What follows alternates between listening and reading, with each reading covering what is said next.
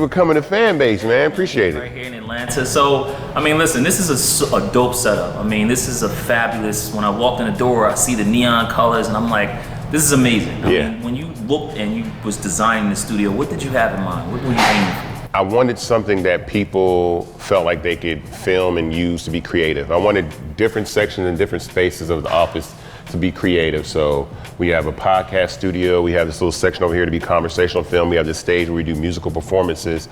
So I wanted something that content creation could always be part of the office, so the office was also a set at the same time. Yeah.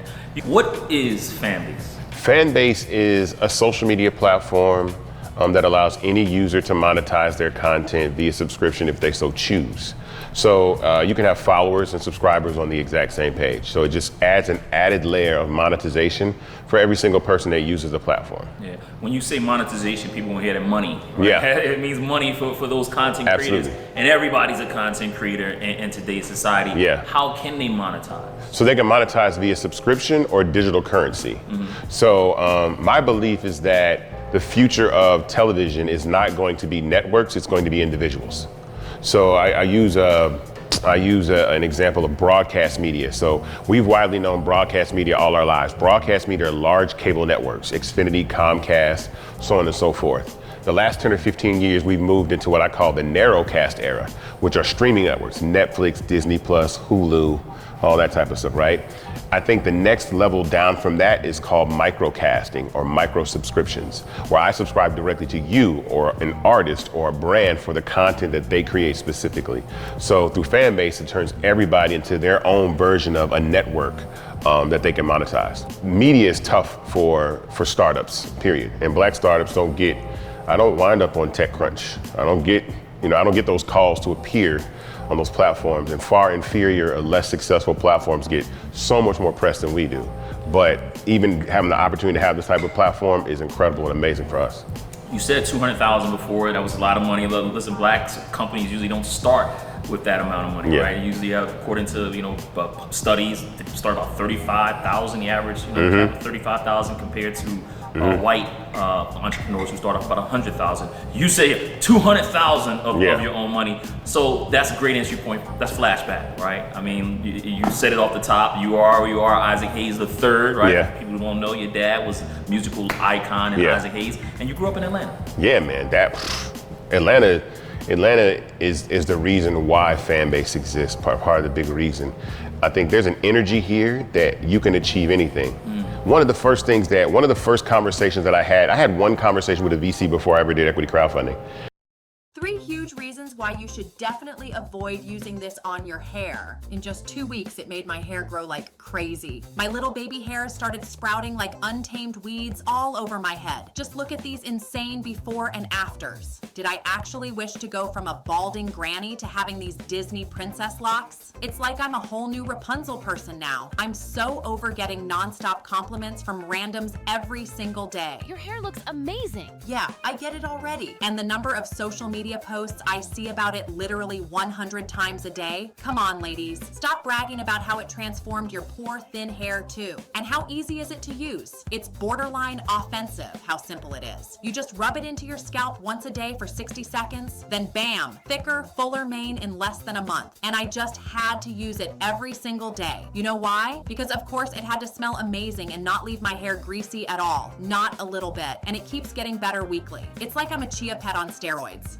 This stuff just keeps booming and it won't stop. And they actually have the audacity to offer a 90-day money-back guarantee plus 70% off? Insanity. Imagine the confidence they must have in this to give you all of your money back if you don't get obsessed with it too. Like, we get it. It's amazing. Delivers the same incredible results on all hair types. You can use it on dry or wet hair. You can use it with any other product. It doesn't leave your hair greasy. It smells amazing, has free shipping, a money-back guarantee, and it makes your hair go from embarrassing bald spots to a full-on celebrity volume. I said, stop bragging. But I guess that's why 1 million bottles have flown off shelves, with one selling like every 20 seconds. Seriously, don't you dare click on that Shop Now button if you have any common sense left. You will be cursed with an unbelievably thick, luscious, celebrity type of volume. This witchcraft in a bottle will exterminate any hair insecurities you still cling on to. Unless, of course, you want to turn heads and drop jaws with your shiny, glorious mane wherever you go. Just don't come crying when you reach your hair goals and the constant hair in your face and haircuts every 2 weeks become too much. But hey, if that sounds like your idea of a good hair day and you're ready to trade awkward bald spots for confident, gorgeous hair, be my guest. Click the Shop Now button below and be one of the only 500 people to grab that massive discount. Plus, get ready for the curse of celebrity level volume. When I found out they had sold out 3 times last month, I rushed to get their biggest bundle. After all, the more you buy, the more you save, up to 70% off. Click on Shop Now to get yours with a huge discount.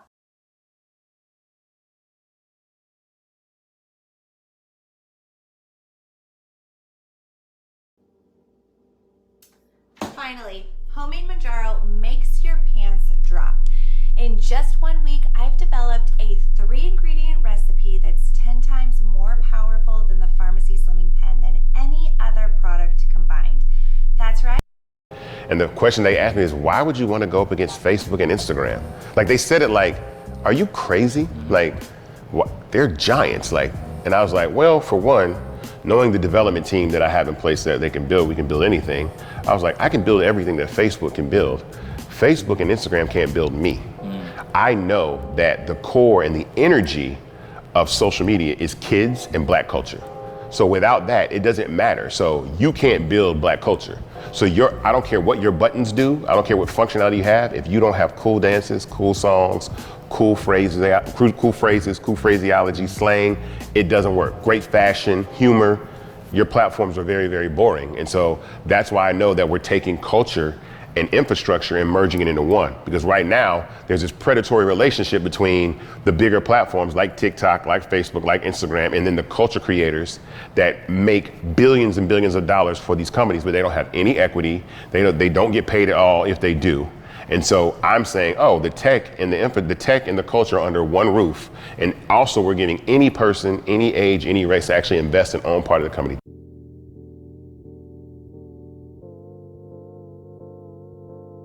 I had to study the landscape to understand how it functions, because once you study the landscape, that's an enormous economic opportunity, because now you have the ability for people, the average everyday person, to have equity in a platform they use. And here's the flip behind that. The value of startups or social media platforms primarily comes from the user base. The more users you have, the more valuable your company is, right?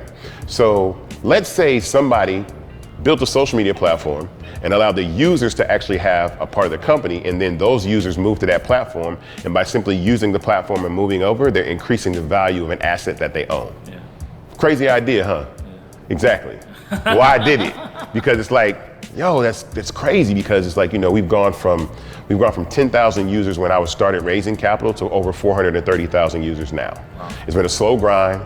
We don't have the capital, even of the $9 to $10 million that we've raised over the last 3 years. There's startups that have come and gone that are inferior to our platform that have raised $35 million and spent the money in 18 months. And I'm like, but they're not my color. They didn't get 30, and the money came from venture capital. So it's like, oh, so a VC will give you $35 million to blow in 18 months.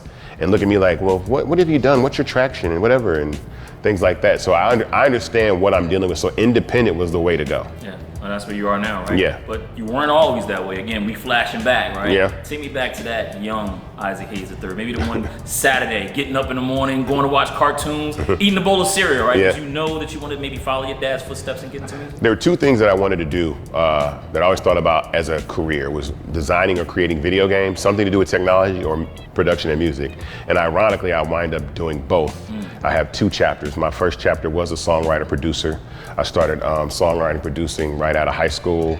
I learned about music publishing, something that is extremely important. It's musical real estate. For anybody that doesn't know what music publishing is, it's just the ownership of songs, whether it's the lyrics or the melody. And I was able to create a catalog that I licensed to TV and film networks that they play in the background, and I make money. So I'm making money while I'm sleeping. I'm not fighting to get on this person's album, because that gets political. You know, it's like, you know, super big artist has an album coming out. There's only 12 songs on the album. There's probably 20,000 producers and songwriters that want to get on that album. So it's a game of musical chairs. And in that, there's also other agendas. Well, maybe the artist has producers signed to them. Maybe they have that. So they already got 3 songs, you know, and then they've had success with other producers. So they're making sure they get those people on there. And then they got friends that they want to get on there. And then here I am, outside of 4 or 5 doors, trying to get my song on that same album. It doesn't mean that I didn't try. It's just a lot harder to do. Yeah. So you go through and you're interested in music and interested in building video games, and it sounds like you went the musical path much more as a producer. Yeah. When did you start to pivot to and start to maybe think about Fanbase? So I started managing my father's estate in 2013. He passed in 2008. And so I leaned into that position wholeheartedly because I understood how important it was to actually get his business together, because there was a lot of terrible things that happened with him with regard to music publishing. And so I had to work on getting masters back, publishing back, and I spent a decade of really reclaiming a lot of the rights that he lost as a songwriter over his career. So we were able to do that. We have over 400 masters that are unreleased, that are Isaac Hayes instrumentals. When it's coming out? I can't tell you. I can't tell you when, but we have about 400 or so that are unreleased instrumentals, songs, and stuff like that. And so producers should love that sampling. Oh yeah. Oh, trust me, really, no people. You know, it's cool things that I'm able to do now. I just did something really cool with Snoop Dogg. I can't tell you about, but I can drop this as a hint. There was a sample of Isaac Hayes on Snoop Dogg's original album, Doggy Style. For some reason, that song had to get taken off the album. Well, listen, your dad was too, right? Yeah. A great musical talent, great actor. When I first met you, I told you what I listened to, right? Chuck Turner, that soundtrack. So what's the biggest thing you've learned maybe from your dad? Gabapentin is bringing you closer to amputation. These are 3 symptoms that are signaling that you could be close to losing your foot. I'm going to show you the critical signs, why it happens, and what you can do about it. This video could save your life if you're feeling any or all of these symptoms. Ownership, the business side. I look at intelligence as compartmental. I think that it is totally possible for someone to be brilliant in one area and uneducated in another.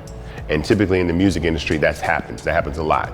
They're talented people that take the stage, write these amazing songs, but the business side is something that they get taken advantage of through publishing or bad contracts. We've seen it happen to Prince, we've seen it happen to Michael Jackson, we've seen it happen to an enormous amount of artists. And so I've always wanted to learn the business side of music, so I understood, okay, ownership. And I think through that, it limited my path in growing, because you couldn't get anything past me. It's like, oh, okay, well, who owns the publishing and how much of the song and X, Y, Z. So it gets very political in the music business. So what I liked about TV and film and what I learned from my dad is that that side of the business is very cut and dry. Television and film is, you know, there's unions, fees, there's what's due at the time. It's not political. You do some music, you write it, you get paid for it. And here you are now, right? Running your own business as CEO and founder. What's it like to be the CEO of a social media app? It's pretty cool. It's very interesting. I think you get to look at the world through the lens of psychology and technology at the same time. Because social media is, in my opinion, 50% psychology and 50% technology. There are things that emotions that drive people to use social media in a multitude of ways, right? One of them, or a few of them, I say there's 4. I say there's 4 pillars of engagement to social media that I say. I say it's attention, information, entertainment, and conflict. And that's the core of social media, is those 4 pillars. If you can control and generate engagement through those 4 verticals, you will have the most amazing platform ever. As a matter of fact, all great television shows, all great television programs that are live on television have that, right? If I were to talk about The View, right? The View has all 4. The View has, okay, attention, so-and-so's here to plug their movie, right? Okay, cool. Information, we'll be back with the best back-to-school shopping savings for the fall, right? Entertainment, so-and-so's here to perform their new single off their new album. Then conflict, the hosts go at each other the first part of the show. It's that element that creates that energy. And I think conflict is at the foundation of all social media. That's why platforms like Twitter work. That's why social media people go back and forth in the comments, Facebook, is because our identity is rooted in what we believe. Take me on a day in the life of Isaac Hayes III as CEO, founder of Fanbase. I'm talking when you get up in the morning, right? The first social media app you open is your own, right? Yeah. After that, what's the day in the life?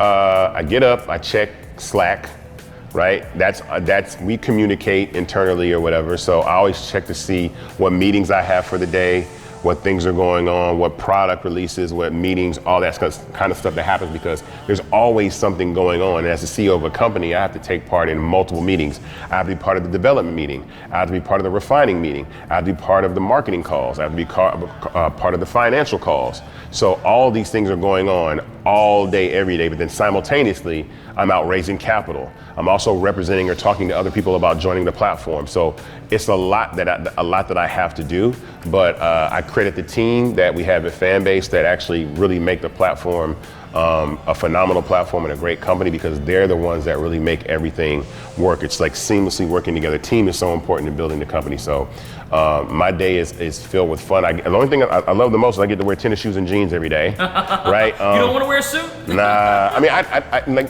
it's cool, I get it, but I've always just been a t-shirt and jeans kind of guy. I literally wear the same thing every day, and it makes it simple. And then somebody sent me an article that said, well, you know, most billionaires do that. They don't want to have to decide what to wear. They just throw on a t-shirt, and it's like I already know what I'm wearing every day. I'm wearing a Fanbase t-shirt, some form of jeans and white shoes, and I'm out the door. And so it's like, all right, I don't have to think about that. I do too, some suit, but it takes me time to do it though. Right. Sometimes you gotta match something together, you know, where you're going or the weather, depending on the weather or something like that. But it's like, I'm just t-shirt and jeans.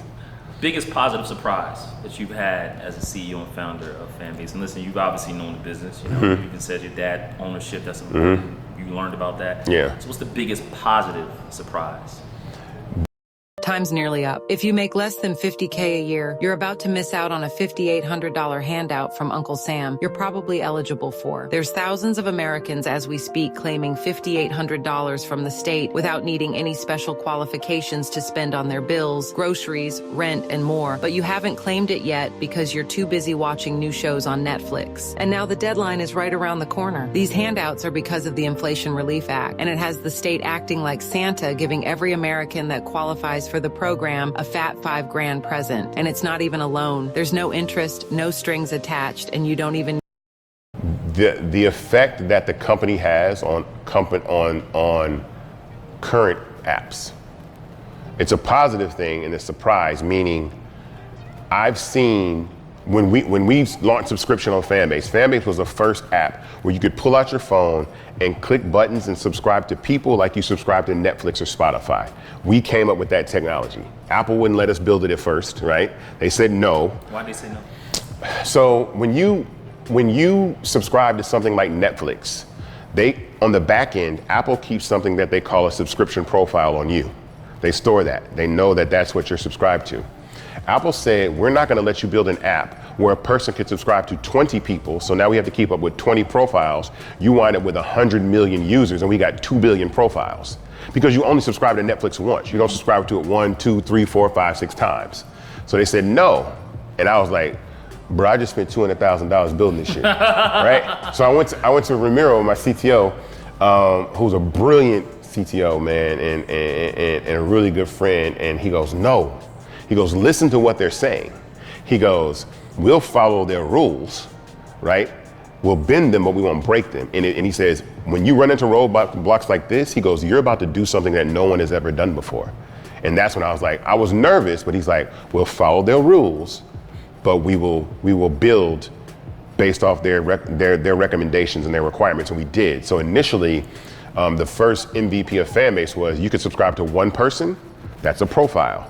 If you wanted to subscribe to 3 people, you just had to swap out the 1 for the 3. Now you have access to 3 people, but that's still one profile. And then if you want to subscribe to 5 people, you swap out the 3 for the 5, and you have access to 5 people. And that's how we launched the platform, where you could subscribe on your phone and subscribe to someone. And then probably about a year goes by, and we hear this inkling that Instagram is building subscriptions. And the first thing we do, we call up Apple. We go, how is Instagram able to build what we can't build? And their response, someone inside the company is, well, we've had to change a part of how we view subscriptions. I bet. Because when you think about the money that's available for people subscribing to people, it's trillions of dollars. It's not billions, it's trillions of dollars. Think about that there's 7.5 billion people on the planet with a smartphone, but only 222 million people are subscribing to Netflix. So people subscribing to other people are going to be bigger than Netflix or Disney Plus or Hulu ever could be. It's the difference between a good social media app and a great one. The difference between a good one and a great one. I think the intention behind the result of what you're building, like what are you trying to create, right? I think a good social media app has functionality. It has tools, but it doesn't have culture. I think actually, if I were to answer that question differently, I would say a good social media app has functionality and technology. A great social media app has culture and community.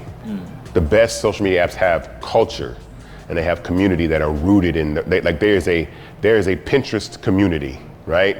There's a Patreon community, there's a Facebook community, right? And so building community, that's what makes a great platform. There's a LinkedIn community, right? That people get the best out of what that platform has to offer. So that's the difference between a good app and a great app, is that community and culture are a huge part of it.